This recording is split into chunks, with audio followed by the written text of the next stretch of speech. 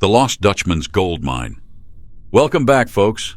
Today we're taking a journey into one of the most rugged and mysterious places in the American West, the Superstition Mountains of Arizona. This isn't just any mountain range. These are jagged peaks where stories of hidden gold and lost fortunes have echoed for centuries. The legend that draws most folks in? The tale of the Lost Dutchman's Gold Mine, a story of greed, ambition, and the wild spirit of adventure that's left countless treasure hunters lost or worse. Now let me tell you how this all began. The story of the mine stretches back to the early 1800s, with a Mexican family known as the Peraltas. The Peralta family were wealthy cattle ranchers from Sonora, Mexico. But they didn't make their fortune from livestock alone. They had their eyes on something far shinier. According to local legend, they stumbled upon a rich vein of gold hidden deep in the Superstition Mountains. Over several years, the Peralta miners quietly extracted gold from this secret spot, careful not to draw attention. They knew what they had found was too valuable to share. However, in the 1840s, on what was supposed to be their final haul back to Mexico, the Peralta expedition met a gruesome fate. Ambushed by Apache warriors, the miners were almost entirely wiped out. The Apaches, fierce protectors of their sacred lands, took no mercy on those they saw as invaders. Only a handful of Peralta men escaped the massacre, fleeing without their hard-earned gold. The treasure was left behind, abandoned, and the location of the mine was buried in the blood-soaked ground of the mountains. To this day, many believe the Apaches cursed the area, making it dangerous for anyone who dared to return. Years passed, and the tale of the Peralta's hidden gold spread far and wide. The area, already feared by many due to its rough terrain and Apache presence, became known as a place of hidden treasure and mysterious disappearances. By the late 19th century, prospectors, adventurers, and gold hunters started venturing into the superstitions, lured by whispers of unimaginable riches. But few who went in ever came out, and those who did were often changed, haunted by what they had seen or encountered. This brings us to the main character of our tale, Jacob Waltz.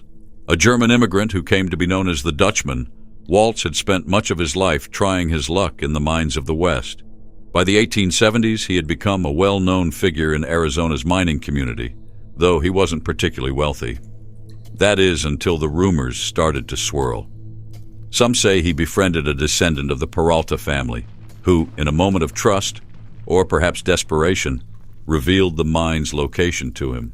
Others believe Waltz stumbled upon the mine by sheer chance, guided by the rugged landscape and perhaps a bit of luck. What we do know is that Jacob Waltz and a partner, Jacob Weiser, began making secret trips into the Superstition Mountains.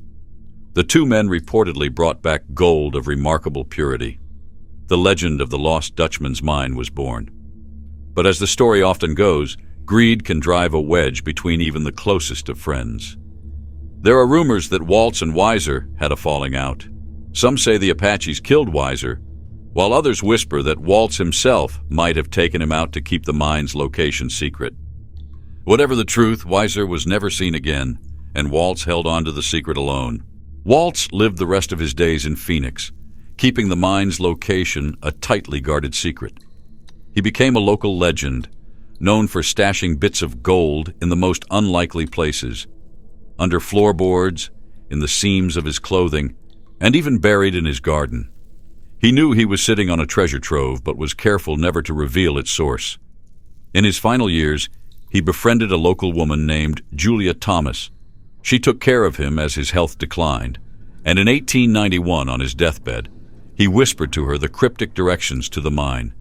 The instructions were vague, riddled with references to landmarks like Weaver's Needle, a towering rock formation that juts out of the desert like a jagged spear. Thomas, like many before and after, tried to follow Waltz's clues. She organized several expeditions into the mountains, but returned empty-handed each time. The mine eluded her, as it has countless others. The obsession with finding the mine didn't die with Julia Thomas.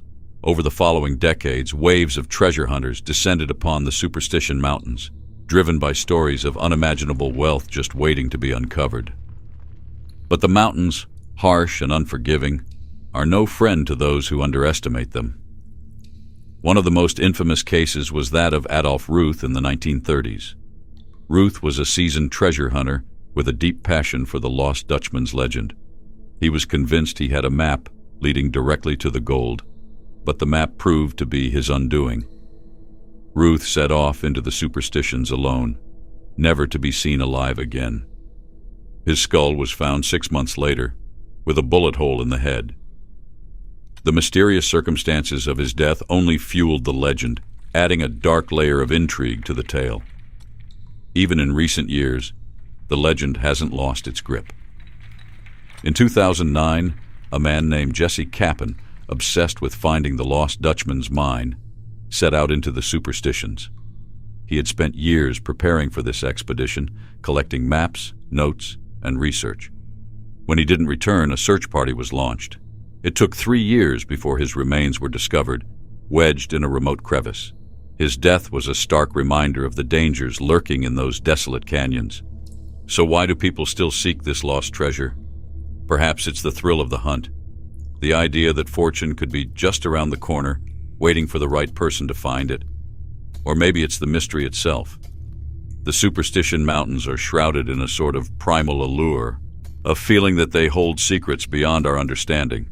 The Apache believed the area was home to the Thunder God, a spirit who protected the land fiercely.